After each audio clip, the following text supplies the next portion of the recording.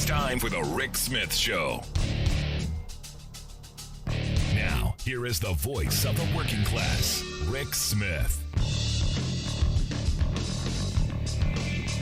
And welcome, brothers, sisters, working class heroes. This is the Rick Smith Show. Thanks so much for being here today on the big program. Lots to get to, lots to talk about. I know we've all heard the saying with friends like these, who needs enemies? Well, welcome to Donald Trump's America, where they've amended that saying, which is now with family members like these. Who needs enemies? And I look at Tim Walz's older brother, Jeff, who put on Facebook that he had stories. He could tell stories that, quote, not the type of character you want making decisions about your future. Now look, older brothers always pick on little brothers. Always, that seems to be the age-old thing. But do you really go on Facebook and trash your own brother, who's could be the second most powerful person on the planet? Really? Is this what you do? And the answer, oh yeah. He then went on to one of these right-wing news things and gave an example of his little brother and how when they were younger, no one wanted to sit next to them in the family. No one wanted to sit next to him in the family station wagon. Nobody, because he got car sick. And he would throw up and that. So, of course, being car sick at 7 or 8 years old, that, of course, is the one thing that should follow you like a black mark on your record for all of eternity. It should be stamped on your soul. And I got to be honest, if someone threw up on me, I don't know that I'd be thrilled about it, but I don't know that I would hold this grudge all these years later. But hey, this is Trump's America. This is what's happened to families. And it's not just the big brother. Evidently, a good contingent of the Nebraska family, they took a picture. And, I misused the apostrophe. And, it's one of those things where we're going to wear our badge of stupid with honor. But the Walz family for Trump, my wife would lose her mind. But it is what it is. They have put that out there, and it's amazing to me that families would do this in this day and age. But I guess it shouldn't be, because we're in the age of Trump. I have family members who've lost their freaking minds. You can't talk to them because everything comes back to Trump. Everything. It's a beautiful day outside. The sky's blue. No, it's orange. It's Trump Day. It's the casserole was good. Thanks for making that. Well, it's good because Donald Trump's going to be president again. We've all heard it. We've all seen it. And, when you try and engage, there's this just cognitive dissonance of they believe. They're believers. They can't point to fact because, they live in the alternative facts world. They've created this cult-like image of him, this dear leader, this faith that, much like a religion. And when you ask them, when you ask questions, they get angry because they don't have answers. And this is the part that's kind of interesting to me, because I go, well, what is Trump going to do? His campaign is horrible. It's probably one of the worst campaigns I have ever seen run. But somehow the faithful, they're still there. We have a news media who doesn't report on what he actually says, because what he says is so insane that we've got so accustomed to it. He said that on Tuesday. I look at the Trump campaign right now. All they have is they got one arrow in the quiver. And that is to tear Kamala Harris down. That is to rip into Kamala Harris and Tim Walz. The brother coming out and saying, he throws up on people, when he was 6. That's the best they've got. Those are the best attack lines they have against a guy who's radically normal, against a woman who clearly has command of this campaign season. They have to tear them apart, because they've got nothing else. They bring literally nothing to the table. And I go, explain to me. And I've had these conversations with my Red Hat clan. And, I don't get upset because, look, we can disagree. I don't agree with myself 100% of the time. But at least when I disagree with myself, I have a reason for it. The weird thing about my Red Hat brigade is they slam their fist on the table and they look, because why? Tell me what policy, what thing he's going to bring. And it's usually the division. Well, immigration. Okay, immigration, what's he going to do? He's going to build the wall. Well, he didn't. He was president for 4 years. Didn't. They were in control of the numbers. He's going to bring back law and order. Well, crime's been down. Show me where this massive increase in crime is going on. I was in Chicago. The city was not burning. I did not even see a small dumpster fire. What Trump does bring is horrible tax policies. Collectively, what he's thrown out could add another $10.5 trillion to our already bloated debt, of which during his term added a quarter of the total. So you're talking about even more Trump debt. And what are you going to do with that money? And this is where I go, okay, you believe in tax cuts? Great. For whom? And how will they be used?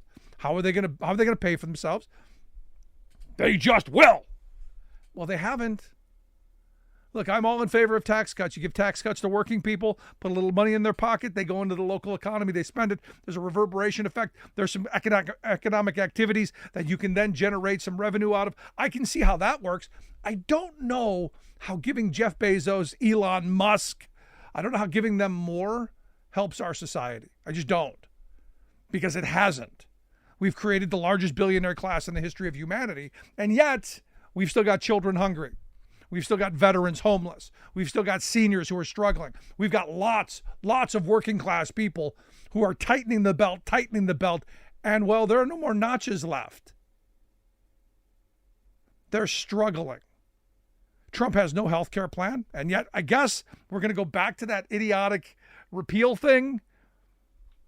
No idea what to do on gun violence, and again, another shooting in Georgia.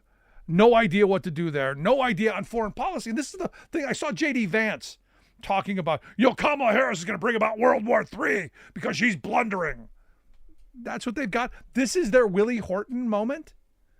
Look, they're trying to Willie Horton Kamala Harris. They are. And I hope that the rest of us look at them and go, you're just weird. You need help? Drink of water, something, take a breath, calm down. Because Trump has already said, you listen to what he said. If you don't pay us, you NATO allies, we're going to let Putin attack you. He didn't say it that way. He said, how was it? Do whatever the hell you want or something like that, which is, I guess a cruder way of going, yeah, go ahead, attack him. I listened to J.D. Vance talk about, do you want Kamala Harris dealing with Putin? I remember Helsinki. I will never forget a U.S. president. I'm not going to say quite on his knees, but close. But genuflecting, let's go with that, to Putin in Helsinki. And we don't know what was said. We have no idea what happened behind closed doors because we had a president in Trump who wouldn't let anybody write anything down. Nobody took notes. We have no idea. And for someone who believes in governmental transparency, I kind of go, I would like to know. But what we do know is Trump is all in favor of Project 2025 because, as we said yesterday on the program, I know he said he didn't know anything about it. I know he said that he was not a part of it. I know he said that I don't even know what it is. He's now saying, or now said, that there's something in it for everyone. There's something in there everyone's going to love. It's going to be great. It's going to be terrific. It's going to be tremendous. And yet he's not associated with it, doesn't know what it was, hasn't read it. And look, there's part of me that believes he didn't read it because he doesn't read anything. But we can, and we have. And Project 2025 for working people is horrible. It is a total, complete, and absolute repeal of the 20th century. All of those things that our grandparents fought, bled, and died for, gone. Not immediately, slow, systematic death. Kind of like our Supreme Court's been taking away the 20th century legislation that made a middle class possible.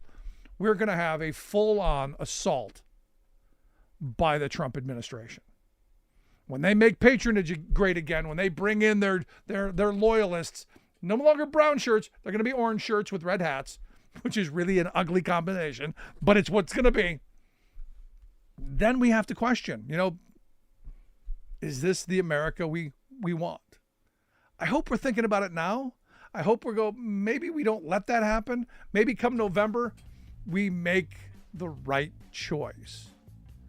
And the right choice is certainly not the orange guy or the people attacking Tim Walz by misusing an apostrophe. Let's start there. Want to hear your thoughts? Email me, rick@thericksmithshow.com.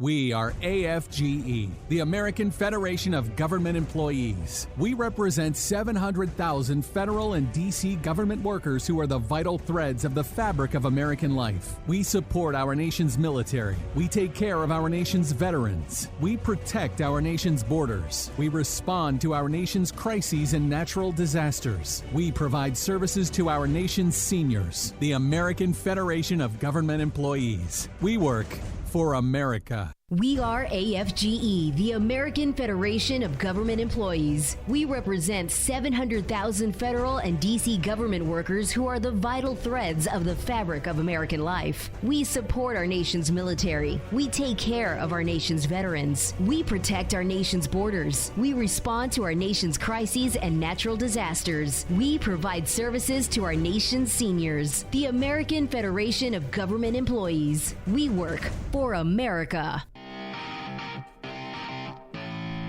Welcome back to the Rick Smith Show. Now, here is Rick Smith.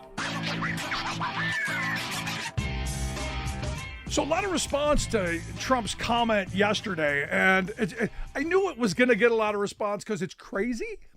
I mean, really, honestly, truthfully, now understand, Trump was talking to a room full of moms for liberty types who are prone to crazy conspiracy, prone to making things that were tiny little seedlings into enormous mountains of misinformation. But when he said that, he said, quote, the transgender thing is incredible. Think of it. Your kid goes to school and comes home a few days later with an operation. Yeah, your kids take a couple of days off from home, come back, operation, and now they're a totally different kid, different everything. And the weird thing is I got some people reaching out to me going, is that true? And the answer is no, it's not true. It wasn't true then. It's not true now. But here to help us walk through this, I've asked Cait Smith to come talk with us. She's the director of the LGBTQI plus policy at the Center for American Progress Action Fund. Cait, thanks for taking time for us. Thanks for having me. So let's start with the allegation. Evidently, my kid goes to school now. Takes a couple of days from home. Maybe I miss her, maybe I don't. She comes home and now she's a he. Is that what I'm supposed to believe? No, this is so far from the truth. It's hard to find the motivators for where they even got this from. So basically pulled something out of the dark side of the moon is what you're telling me. A little bit, yeah. Surgeries on young trans people are incredibly rare. That's just not, when we're talking about transgender medical care for young people, that's almost never surgeries. Surgeries are very, very rarely, in extreme cases, happening on older teens. But to talk about this as happening at school or without family consent and lots and lots of conversations between families and doctors is just so not based in truth science or reality. So just so we're clear, because I sometimes think, because understand, there are people who believe there are cat boxes in classrooms, and I've yet to find a teacher who said, yeah, I have a cat box in the classroom for my cat students. I do know some teachers who have buckets of kitty litter in the event there's a shooting and the kids do need to go somewhere. I know they have those, and I guess you could probably make something up there, but nobody I've met is on the kitty litter, kitty box for cat students to go in. Haven't found that. But we're supposed to believe that off the cafeteria, we're going to have an operation room, or maybe this will just be a class project. It's crazy, but there are people who believe it.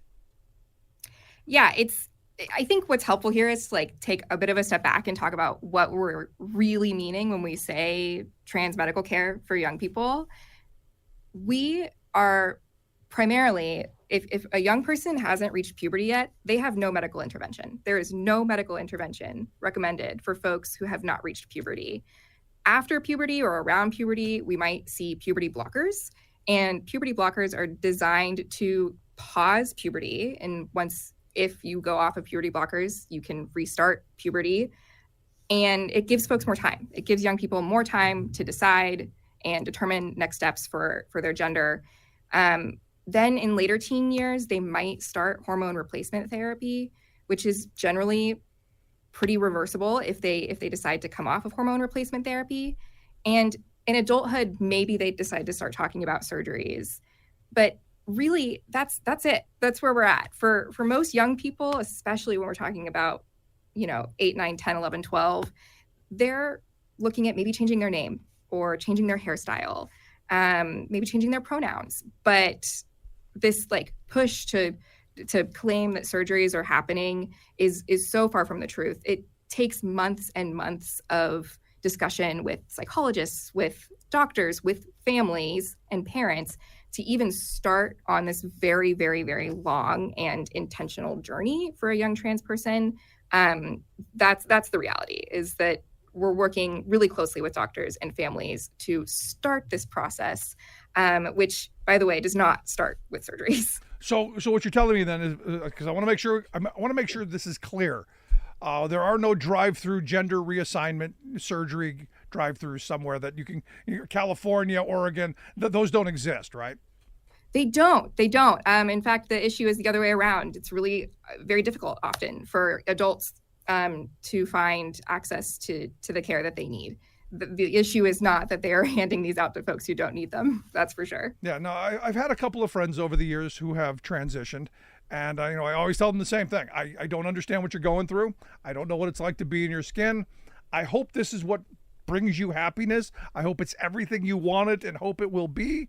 Love you, wish the best for you, but I don't understand it, probably never going to understand it. And to be honest, that's probably a good thing for most of us not to understand what it's like to be in someone's skin who doesn't identify with who they are or what want to be, I guess. Yeah, gender dysphoria and the issues that come with it, like mental health concerns, increased rates of anxiety and depression, that can be a symptom or an issue that young trans people are dealing with, is really scary. It's really difficult for the families that are dealing with this.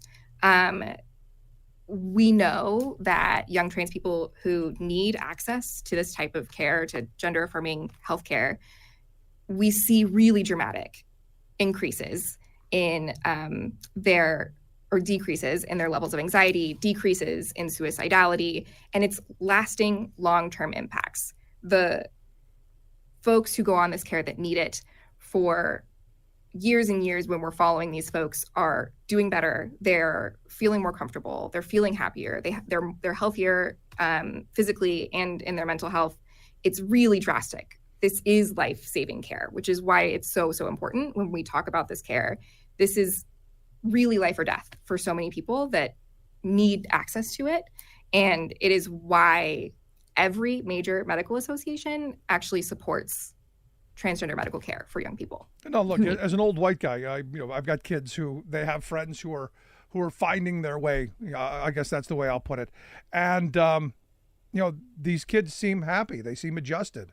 They, as you pointed out, they seem to be finding their way, and the generation that they're coming up in is a whole lot more accepting than my generation would have ever been. And I don't know that that's a bad thing. I certainly don't think that it is. This is why when we talk about puberty blockers as pausing puberty, it's important because it gives young people more opportunities to find their way. Puberty is also irreversible, right? If you go through the puberty that does not match your gender identity, that has lifelong lasting consequences. So if we can put that on hold for a couple of years to allow young people to explore and to understand and to grow in their self-image and identity, it's really, really crucial. Well, help me with this, because, one of the things I tell my kids all the time is biology always wins. You're going to be who you're going to be. My intervention is not going to change any of that. You're going to find your way, and biology always wins.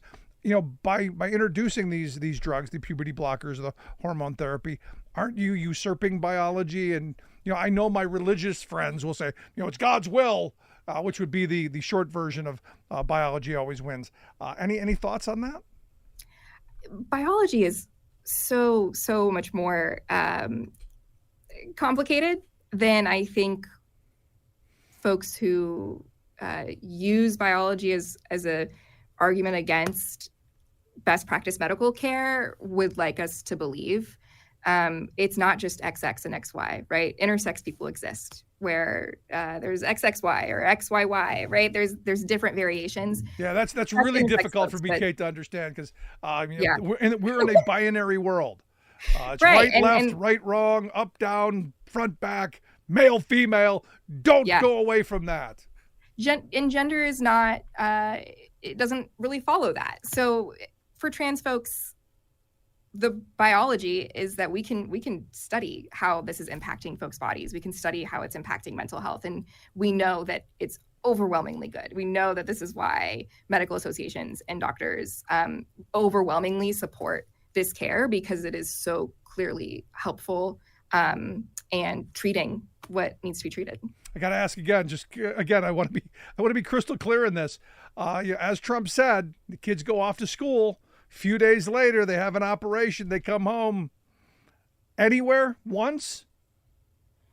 Surgeries are incredibly rare in any instance. Certainly, I don't know what's happened. Never have I heard of anything like that happening at a school. But surgeries at all are incredibly rare for folks under 18. And if they're happening, they're for folks in our later teens. And they're not happening at all. Something we can be really, really clear on. Gender affirming surgeries are not happening on folks who are, at or under puberty. There's not surgeries happening on 5-year-olds, 10-year-olds, right? Like that's just not recommended. So to say that that's happening at a school is even more ludicrous. Yeah, no, I mean, because look, as the parent of 3 kids, I have seen, through their lifetime, I have seen my poor son being dressed up in a dress by his sisters. At no point did I think, oh, he's going to be a girl. And I don't think we make those decisions in that way. I think there are medical professionals that do this stuff. The one thing that I am certain of, I'm not certain about a lot on this topic, but the one thing that I'm certain of is this is not a government issue. This is an issue for families. This is a highly personal issue that I don't know that I want bureaucrats and politicians looking for votes having any say on. Yeah, these decisions absolutely need to remain between families, young people, and their doctors and therapists. There is a whole team of medical providers that are making these types of decisions with and in concert with the families. Absolutely. That is always the case. Now, the other thing that Trump brought up that didn't get much attention is that evidently everyone who does this regrets it. That was the next part of it. There are all these stories of people who are regretting it. What is look, anything. I go out to breakfast and I order the number 2 instead of the number 3. Sometimes I regret that. This is a different kind of situation where we're led to believe that everybody who does it regrets it eventually.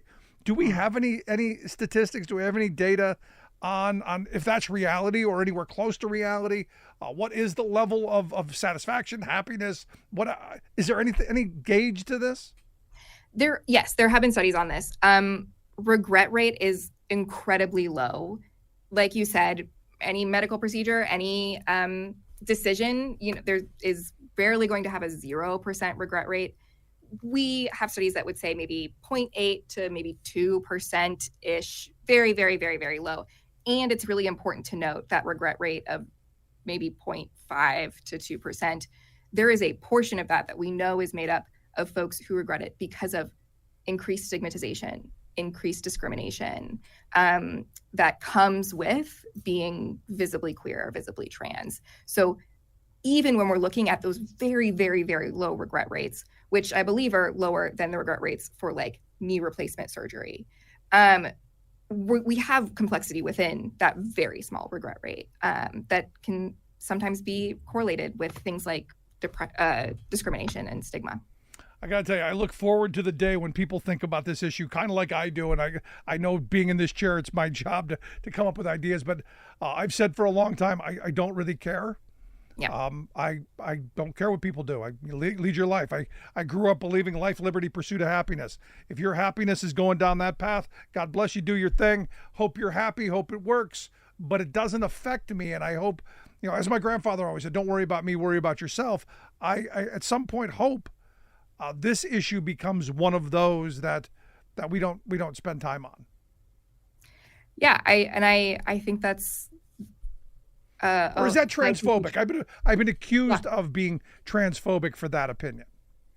I don't think that's transphobic. I think we're letting folks be who they are, and if we're letting folks be who they are and access the care that they need, that's what's I think really, really important here. I think you're right that this is not a government decision, and it should be made between families and doctors. And if we're supporting that, then I think that's really what is most important. I think it's where we need to get to, so that we can start talking about really important things like people being able to feed themselves and put a roof over their head and have jobs that give them health and retirement security and purpose and all of those things where I would like to spend our time. And again, this issue, I believe, is another one of those things constructed specifically to divide and tear us apart, considering the vast majority of people don't know folks who have transitioned or are transitioning, but yet have very strong opinions about it. Interesting times. Yeah, absolutely. I think certainly based on a lot of fear and misinformation and exploiting that. And we just got to talk more about it. And I think that we'll get there. Cait Smith, I appreciate the time. Good talking with you. You too. Thanks so much. Want to hear your thoughts? Email me, rick@thericksmithshow.com. Do you know someone? Do you have a story? By all means, reach out, rick@thericksmithshow.com. Gonna take a quick break. Right back. Stick around.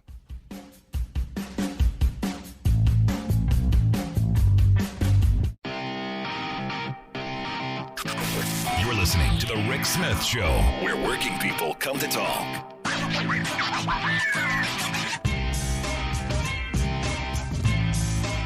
So polling numbers all over the place, but most of them have Kamala Harris nationally up over Donald Trump. And in my state of Pennsylvania, which I think is going to be the key, I think it's going to come down to good old PA. Which way the voters here in the Keystone State go could decide. We'll see. Here to share some thoughts on the recent polling, especially coming out of the convention. I've asked our good friend, former Ohio Congressman and political analyst Bob Ney to come share some thoughts. Bob, thanks for taking time for us. Thank you, Rick. So what are you buying out of these polls? I mean, there's a lot of them. There are a lot of them all over the place. The majority show Harris, doing well. Any thoughts? Right. There's 91 some polls that are considered okay. It's not like it's not Rasmussen. But there's 91 some polls, and then you take 538, which is silver, and he compiles these, and I read his items a lot, and then I look at certain individual polling, and the end result is that these polls have become sort of schizophrenic by the hour. They're tight. There's razor's edge. Harris is ahead nationally. I assume unless something happens, will remain that way. It's going to boil down to the fact that we could probably just tell everybody, save money, don't go vote, but we'll take Pennsylvania, let it vote. Pennsylvania and Georgia, I'm going to throw Georgia in there, are going to be the keys, because I look at the swing states now. I mean, in all reality, you look at the swing states. And when you look at the swing states, either Harris is ahead or they're even at this point in time. Election's not done with, as you know, you've been around a long time. But Georgia and Pennsylvania, I think that trend's going to continue, where those are going to be the two states, in particular Pennsylvania, the most watched state, where we're going to see, what happens. And in those states, there's a lot of, give and take, a lot of issues. They're going to bring out fracking and Harris, you changed your mind, et cetera. Because as you know about Pennsylvania and my home state of Ohio, the fracking energy issues, et cetera. And there's other issues, beyond that. So we've got some time, very little time, depends how you look at it. But the polling is weird. The convention gave a bump. Any convention that gives you 4 points is great. The bump came out of the Democrat convention, maybe not as large as the Democratic side would want, but they got a bump. Then it went back, which is, what happens. But I think the idea out of the convention that helped was some unity. It brought back, the convention, in my opinion, brought back the ones that Biden had lost. And for the most part, that convention was very, very well orchestrated. Now, I'm going to say this with a tongue in cheek, so please don't anybody flood Rick with emails, but the Democratic side has been called unpatriotic, right? Hey, USA flags, the Democrats were right there. Not that they haven't been, but that whole right perception, how they twisted it. I mean, you look at that convention, very down to basics, very, very center oriented, USA, et cetera. In fact, they captured the USA chant that Trump likes to use all the time. No, look, the word freedom was all over. They've done what they did during that convention, what I've been saying for years that they needed to do: reclaim freedom, reclaim patriotism, reclaim the flag, liberty, but with real solutions, not just with jingoism. How free are you when you're on a treadmill trying to keep up and not lose your house, or not the kids not going hungry? They're actually talking about true freedom. Economic freedom, the ability to have a little bit of savings, a little bit of room at the end of the month, other than being on that treadmill. And I think that came out. The only thing that I would have changed in the entire convention, because I think the convention was fantastic. I think they did an amazing job in the political theater realm of putting the best foot forward. I wouldn't have let Bill Clinton speak. I'm not a big Bill Clinton fan, but here's the weird thing. Not a neoliberal word came out of his mouth, which tells me the party is moving away from the Clinton era, even the Obama era, and that Biden's presidency was truly transformational. Right.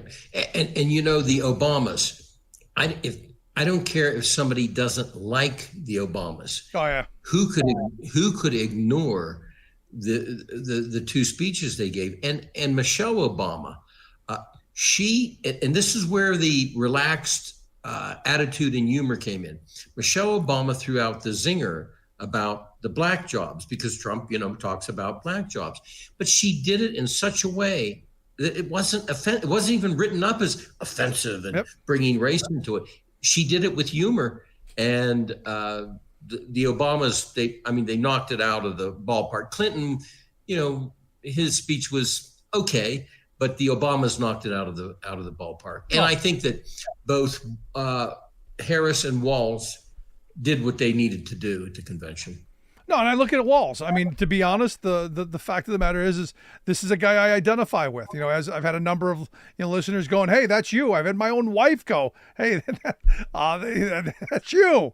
That's the kind of thing that you talk about. It's the kind of policy. It's the kind of behavior in your community. It's that person you want to live next door to. His choice, the choice she made with him, knocked it out of the park without question. Oh, absolutely. It was. I was asked on other stations, to give a synopsis of it, but I've been saying this everywhere. It's like the Democratic Party got 5 of the best psychologists in America into a room and said, "What do we say? Here, the nature of our country. What do we say?" And the 5 psychologists said, Let's take these tones. Let's take this mantra. Let's take this attitude. I swear, I think we're going to find out they had some psychologists involved, to get the feel of what the country wanted. There was a healing feeling. There wasn't chaos. They achieved what they wanted to achieve out of it, which was to, keep that third week going when, the president stepped down, et cetera. And of course, it was a tribute to Joe Biden, which it should be by the Democratic side. It was a proper tribute paid to him. No, absolutely. But, I was there, and for me as a labor guy, labor was in everything that they talked about. It wasn't, I've been to these before where you talk to people. Yeah, okay, we've got to pay homage to those unions, but this was heartfelt. This was real. This was them going, look, it's like I did the whole presentation. It was like just a copy of the show, saying, look, the way we reunite this country is we reunionize. The way we ensure that families have the ability to put food on the table, a roof over their head, opportunity for their kids, health security, retirement security. Sounded like my show, only they did it on a convention scale. Well, the Democrats got back to where they needed to be, which, Clinton failed. Hillary Clinton failed. She went to West Virginia, and you know what she said there. Yeah, she blew it. About the job. The trade bills, Hillary didn't like them or didn't like trade bills till she was ready to vote for them. But that was pushed by the wayside. This convention was working people. And that's where they needed to be back to. And that's where they got to with that convention. Now, I give her credit, too, for showing up and giving what I thought was a very good speech as well. Now, obviously, the next big milestone here next week, the debate night. Everybody looking forward to debate night. I know my more left Democratic liberal friends are all a Twitter over the possibility of Kamala Harris chewing through Donald Trump. Any handicapping of the debate? Well, first of all, I think this is going to be probably one of the most watched debates in modern American history. I really do. Without question. I think because there's not going to be more, I doubt. For whatever reason, they won't agree upon others, but it's going to be the most watched. And also, this is going to be the most to lose for one of them, in the sense that if they mess up, if Trump goes off on her personally, if she, hesitates, if she's got to look, the presidential route. So there's a lot at stake in this. But I think that this, for one of them, it's like Thunderdome. Yeah. Two come in, one leaves. And for one of them, it's going to give them a boost. I think it's that big of a deal. Yeah, I think it's a make or break. But I also think, Bob, and maybe you'll disagree, but I think the bar for Kamala Harris is enormously high compared to what the bar is for Donald Trump. Well, of course. Absolutely. Now, here's one thing about Kamala Harris. She's being criticized. She didn't do any interviews. So she did the CNN interview. I don't personally think she should have had Walz with her. This is my personal opinion. It should have been, just her because of some of the flack that she's gotten. Now, the big next step, of course, the media is going to push, because this, Rick, the corporate media is sitting there, but they're angry because CNN got the interview. So the rest of them are going to push, what about a press conference? Why no press conference? Yeah. Why don't you do that? So, because they're watching to see if she can look a certain way, or if she can handle herself, or if she's going to have a word salad or not. And of course, Trump has word salads. We know that. But this is her realm, because she was a prosecutor. They're used to being in courts, I know about prosecutors. They can be tough, and they can, and that's pull the out hope. Issues. So she's going to be in her venue. No, and that is the hope. But, and you're right about the bar. You're right about the bar. My wife likes to remind me that, Fred Astaire and Ginger Rogers were great dancers, an era that you may remember, but that Ginger Rogers did everything that Fred Astaire did, only backwards and in high heels. And exactly. I see this kind of in the same light. Right. They're both going to be there, but her bar and her level of difficulty going to be much, much higher. Absolutely. No And question about it. And I understand that I'm dating myself. Not that I was around during the Fred Astaire, Ginger Rogers era. It was something that I learned about as a younger person. I know the majority of people have no idea what I just said. But Google it. Look, exactly. Look it up. But, they're pushing Trump's buttons also. The question is, on September the 10th, does the button pushing also work? Does he put it aside, or does it work? I mean, to the point of the speech in Pennsylvania, I believe it was on Saturday, where he said English scholars have dissected his words and they're better than Shakespeare, basically. His buttons are being pushed. There's no way he should even be talking about this. So what happens when he goes into the debate? And all the campaign people, what they're going to be doing. Stay on this, stay on that. I wonder what he'll do. No, and that is the question, isn't it? And I'm looking forward to her going, I'm speaking, in that very aggressive tone. I look at her. If I were advising her, I would go, no, let him have my time. He's doing really well. Keep going. Keep saying the crazy stuff. Because look, and this is where maybe you'll agree or you won't, but I don't think Trump has anything policy-wise to offer. I think we've seen the movie. It wasn't a great one. The sequel is not going to be any better. His campaign has been all about attack, and the idea of tearing down. You got J.D. Vance out there trying to Willie Horton, Kamala Harris. All they have is attack and tearing them down. So I can't imagine that the debate is going to be anything other than a personal attack on her and his personal grievance. Does that work, though? Well, it works.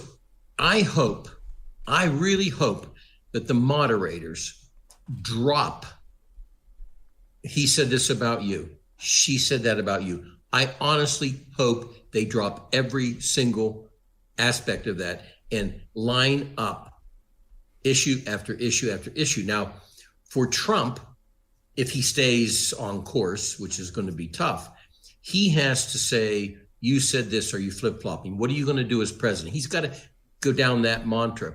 For Harris, she has his track record where, hey, you had this idea and that idea. You couldn't implement them. I mean, so there's some, strategy here on both sides. But I, again, hope that the moderators keep this for one of the first times in American history, started out with the issues. Don't go into she said, he said. I hope. Oh, silly man. You've been doing this so long, you know better. I'm in a naive world, I know. What we want, what we hope for are very different from what I think we're going to get. And I think that the media wants that pie fight. I think they want that bar fight because it sells. But I have to put that little self-hallucination out there that it may actually happen. Look, I want to too, because I want people to look at what reality is going to be. Which one of these two are actually going to make lives better for working people? We saw what Trump did. I'm not getting it. I saw tax cuts for rich people, not very much else. And he's promising more of the same. I watched that convention. I listened to the policymakers on the Democratic side. They have a real agenda to continue Biden's path on helping strengthen the middle class. This idea of bottom up economics as opposed to trickle down. It's what I've been preaching for years. I think it's the right direction. Right. I agree. So last question. Does it actually happen? Do we actually get that September 10th debate? I've heard some potential vacillating. Yes. Does it happen? It's going to happen. All right. Well, I don't have a lot, but I have a car, and I'm going to bet it. Yeah, it's going to happen. I think it has to, because I think you're right. I think it is that make or break, right. And I think Trump's ego won't let him back out. Right, because if anyone backs out, it's going to damage them, because it's going to be, you're afraid. I mean, there's no excuse that can be had to backing out of this. I don't think there are going to be future ones, because, you can direct. I've debated for 24 years in my own campaigns. I've helped run debates. You can sabotage a debate before the deal's cut. Well, they didn't agree to this. They didn't agree to that. This deal's cut. They have to go forward on this one. I don't think there'll be I don't think there'll be other debates. Yeah, well, we'll see. And your prediction of Pennsylvania being the key. Any thoughts on Florida being in play? I've heard some whispering. Any thoughts there? I don't think so. Right. But I think Pennsylvania and Georgia, in particular, Pennsylvania #1 is going to be the key. Yeah, handful of votes, handful of states. Pennsylvania, one of those handful of states. Bob, as always, great stuff. Thank you. I want to hear your thoughts. Email me, rick@thericksmithshow.com. Do you like his idea of, maybe we just, get rid of all the other states and just vote in Pennsylvania? Could save a lot of money. Email me, rick@thericksmithshow.com. Quick break. Right back. I'm Rick Smith, and this is Labor History in 2.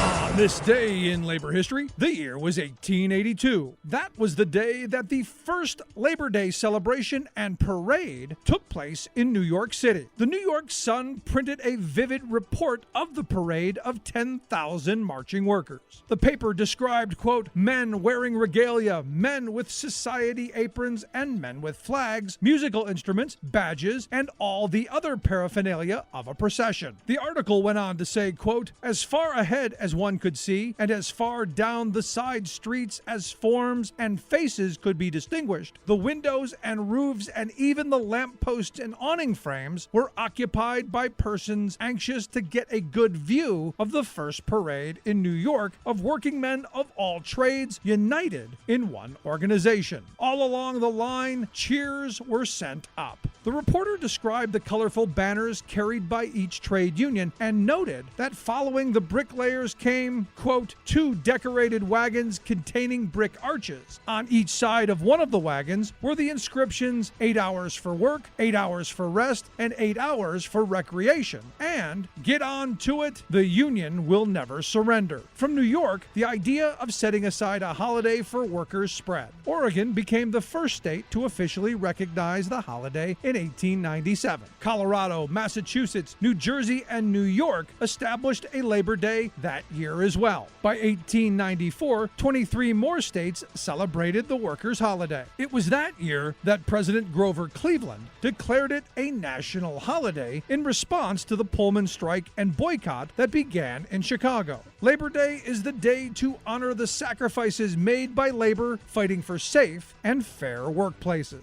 Labor History in 2 brought to you by the Illinois Labor History Society and The Rick Smith Show. You're listening to The Rick Smith Show, where working people come to talk.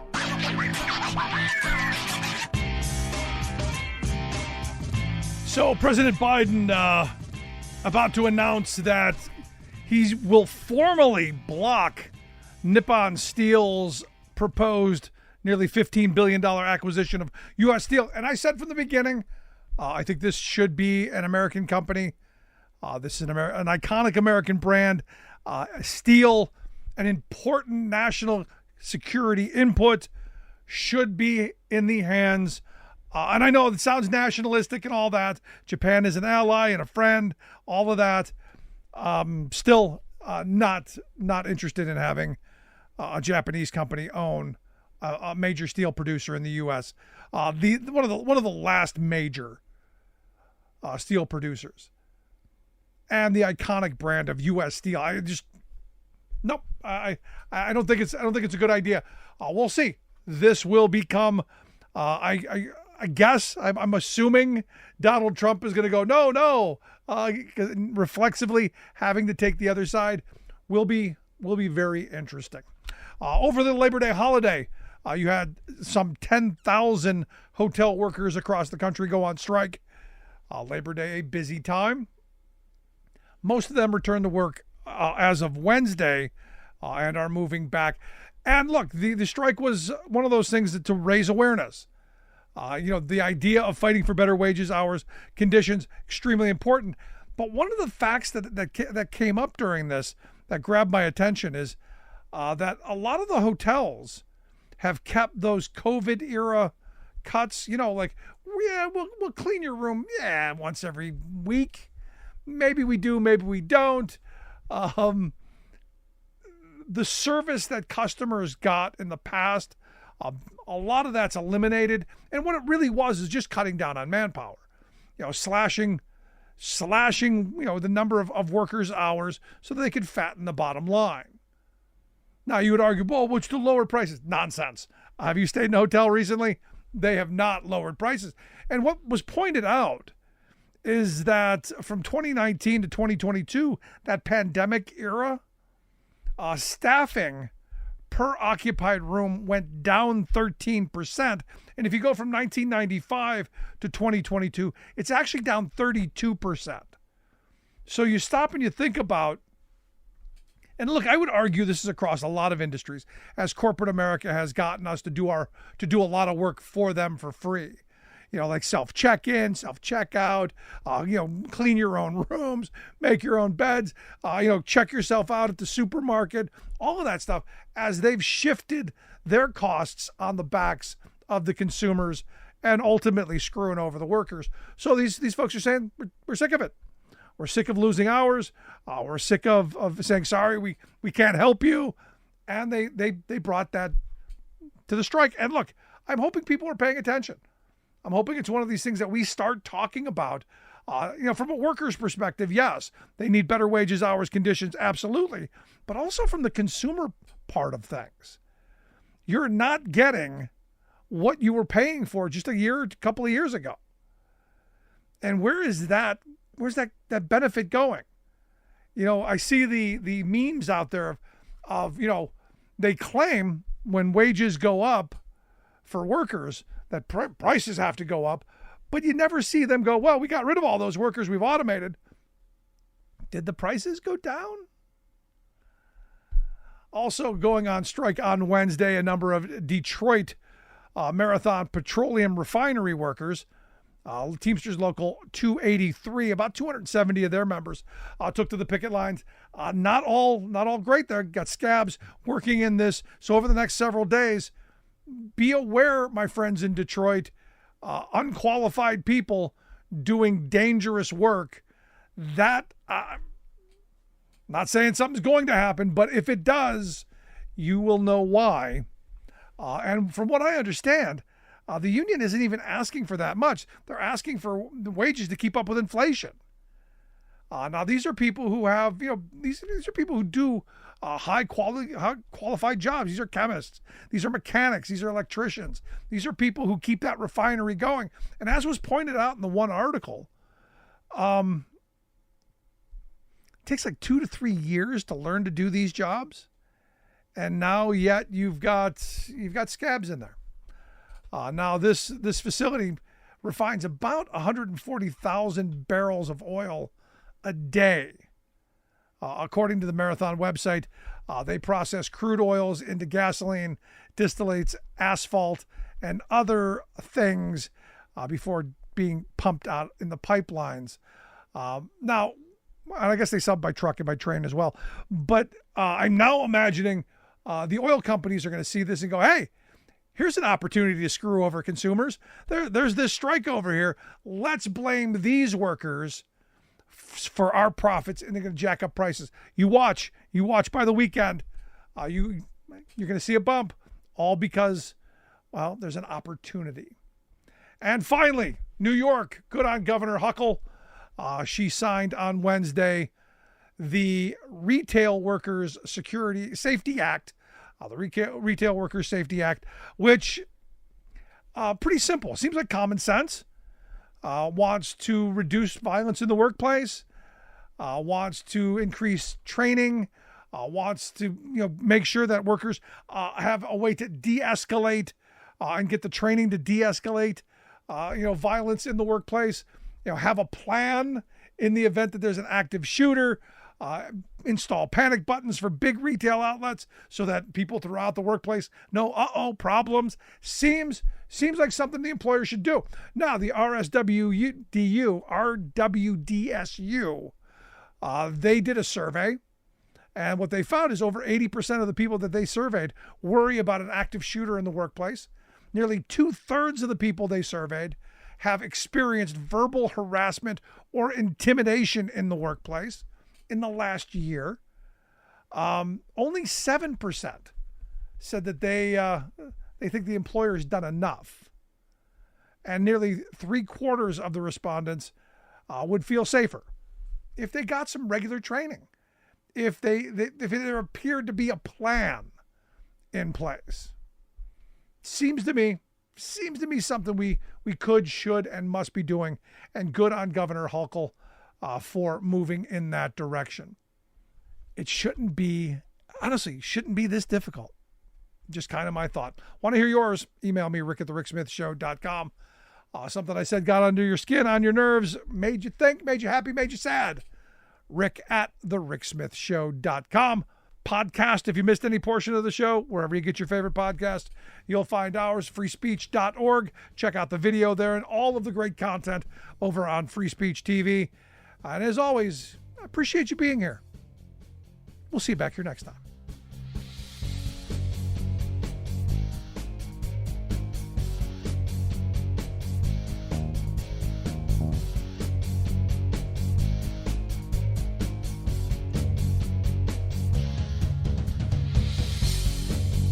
You've been listening to The Rick Smith Show.